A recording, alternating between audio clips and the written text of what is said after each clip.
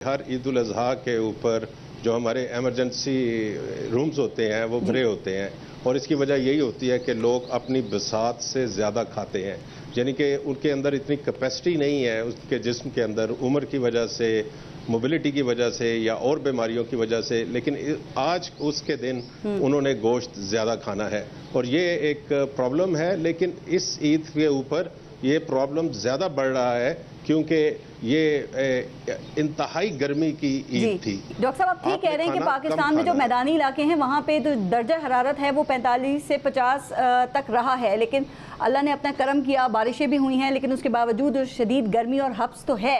तो इस गर्मी में और हब्स में हमने सुना कि जो मैदे की बीमारियां हैं और पेट की बीमारियां हैं वो बहुत ज़्यादा हो जाती हैं, उनमें इजाफा होता है। तो इसकी क्या वजह है? ये जो शदीद गर्मी होती है और फिर बरसात आती है, ये बेसिकली डॉक्टर्स के लिए हम इसे कहते हैं हैप्पी सीज़न होता है कि उनके पास बहुत सारे मरीज़ आ रहे होते हैं। और उसकी वजह ये होती है कि ये मौसम की वजह से खाना हजम नहीं होता और गर्मी की शिद्दत के अंदर और ये बरसात के अंदर हम नॉर्मली एडवाइस करते हैं कि आप ज़्यादा गोश्त वाला खाना ना खाएं, ज़्यादा मिर्चों वाला खाना ना खाएं, ज़्यादा आप पानी का, स्कंजबीन का, पतली लस्सी का इस्तेमाल करें।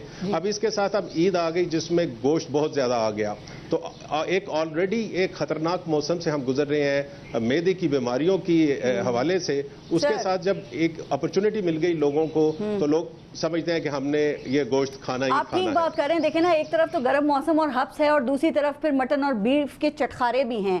तो इन तमाम चीज़ों को बैलेंस कैसे किया जा सकता है? अब मतलब इन दिनों के अंदर कितना खाना खाया जाए? मैं गोश्त के हवाले से बात कर रही हूँ कि उसकी कितनी मिकदार होनी चाहिए। एक आदमी एक दिन में ज़्यादा से ज़्यादा कितना गोश्त खा सकता है जो उसके लिए हार्मफुल ना हो, जिससे उसको कोई तकलीफ ना हो? फिर देखिए, ये गोश्त आप कितना खा सकते हैं ये आपकी अपनी सेहत पे, आपकी उम्र पे डिपेंड करता है। एक नौजवान आदमी ज़्यादा गोश्त खा सकता है, लेकिन एक मिडिल एज या ज़्यादा एज वाला आदमी जो एक्टिविटी जिसकी नहीं है, कोई वो ज़्यादा फिजिकल एक्सरसाइज नहीं करता, उसको थोड़ा खाना चाहिए। और इस मौसम में क्योंकि ये एक लोगों के सामने गोश्त पड़ा होगा, तो मेरी रिक्वेस्ट ये है कि अगर आप कोई दावत कर रहे हैं तो उसके अंदर सलाद ज़्यादा रखिए, ड्रिंक्स ज़्यादा रखिए। और ड्रिंक्स जो है वो ये जो कमर्शियल ड्रिंक्स को मैं नहीं कह रहा, ये आपकी स्कंजबीन की बात कर रहा हूँ, नमकीन की पतली लस्सी है, चाटी लस्सी हमारे बहुत सारे इलाकों में। ये जो कोल्ड ड्रिंक्स हैं वो कितनी नुकसानदेह हैं उस वक्त में, ठंडी ठंडी जो पी जाती हैं, इनका नुकसान कितना होता है? देखिए जी,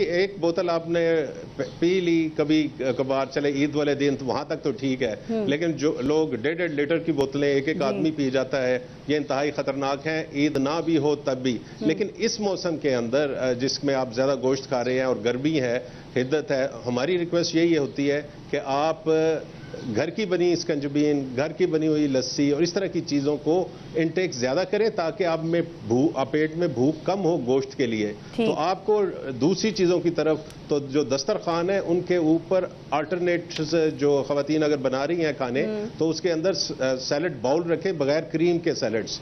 और आज आपको खीरे भी हैं, टमाटर भी हैं, ककड़ियाँ भी हैं, तो उनके आप सैलड्स के पूरे पूरे बाउल बना के मज़ेदार गोश्त की डिशेस के सामने खीरा, प्याज, ककड़ी, इसको कौन पूछेगा सर? लेकिन आप ठीक कह रहे हैं कि फिर आपको पता है ना, जब सूरत हाल ख़राब होती है तो फिर वो घरेलू टोटके हमारे होते हैं, कुछ देसी दवाएं होती हैं, वो फिर उसका इस्तेमाल शुरू होता है। चूँकि हमारी आधी से ज़्यादा आवाम जो है वो खुद भी तो डॉक्टर है ना, तो वो कोई कहता है कि वो कोई पुदीने का कहवा पी लिया जाए। अच्छा, कभी कहा जाता है वो सौंफ, इलायची और लौंग, इसके इस्तेमाल के मशवरे दिए जाते हैं। तो sir, medical point of view से ये जो टोटके हैं घरेलू और ये जो देसी अद्वियात हैं, ये किस हद तक फ़ायदेमंद साबित होती हैं?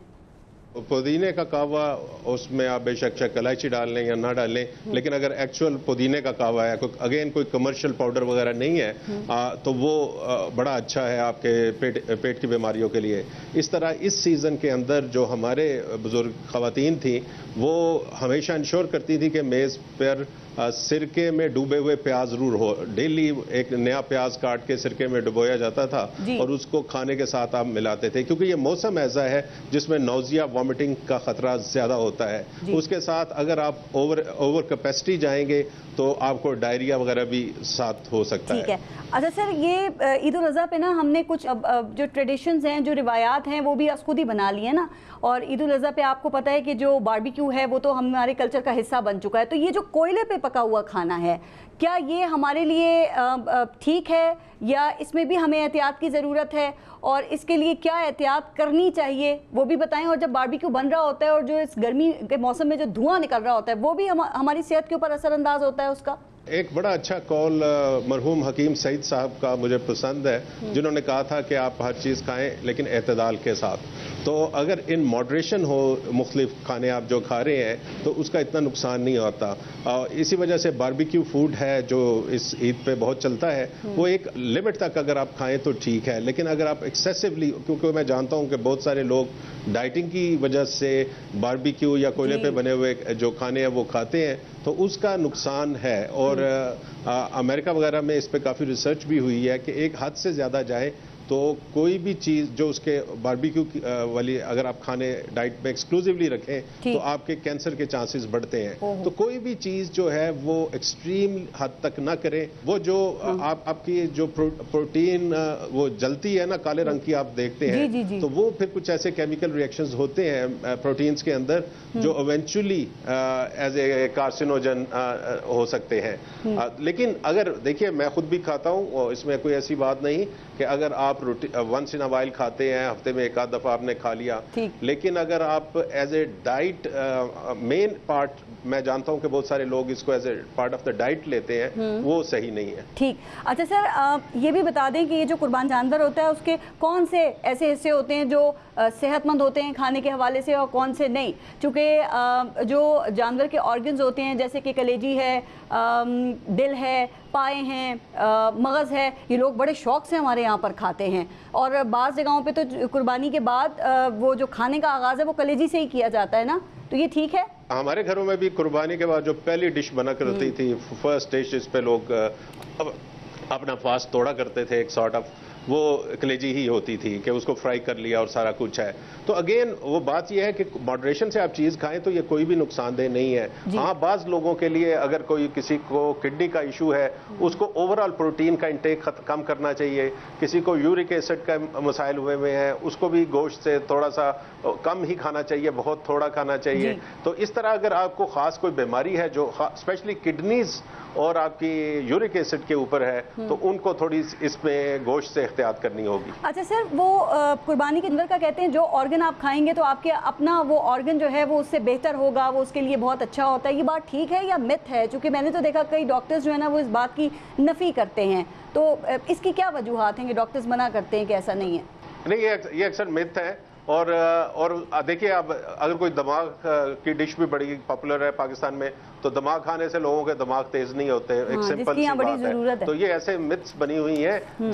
हाँ, क्योंकि ये आप खाते हैं तो उसके अंदर वो ब्रेन के वो वाली चीज नहीं होती, उसके अंदर सिंपल जो है ना प्रोटीन्स होती हैं। तो बाज़ जगह अगेन अगर आपकी सेहत में कोई ऐसा इशू है कि ज्यादा प्रोटीन आपको अलाउ नहीं है, तो आप उसको इंतहाई कम मिकदार में खाइए। अच्छा सर, एक डॉक्टर साहब, एक आखिरी सवाल, ये कोविड के बाद से उमूमन खून के गाढ़ा होने की शिकायत जो हैं वो बड़ी कॉमन हैं, और खुदा न खास्ता फिर ये हार्ट अटैक का बाइस भी बनती हैं चीज़ें। तो लोग यहाँ पे आपने देखा कि वो डिस्प्रिन और लोप्रिन वगैरह इस्तेमाल करते हैं। तो स्पेशली इन दिनों में ये जो अद्वियात हैं वो इस्तेमाल करना दुरुस्त है? देखिए, बिल्कुल आपकी बात सही है कि कोविड के बाद बहुत सारे लॉन्ग टर्म बीमारियां लोगों के अंदर हमें पता लग रही हैं, जिसके अंदर ये सर्कुलेटरी सिस्टम की बीमारियां, जिस तरह आपने कहा है कि वो डिस्प्रिन या कोई इस तरह की गोली लेते हैं कि खून पतला रहे। लेकिन याद रखिए कि ये अपने डॉक्टर के मशवरे के बगैर इस्तेमाल नहीं करनी चाहिए। जहां ये दवाइयां इंतहाई ज़रूरी है, वहां अगर आप अननेसेसरी लेंगे, ज़्यादा मिकदार में लेंगे, तो आपके मैदे के अल्सर का भी बायस बनती हैं। तो हमेशा अपने डॉक्टर से मशवरा कीजिए। कोई भी दवाई इस्तेमाल करने से, इवन जो डिस्प्रिन है, अगर आप उसको रेगुलरली इस्तेमाल करना चाहते हैं तो आपके डॉक्टर से कंसल्ट जरूरी है।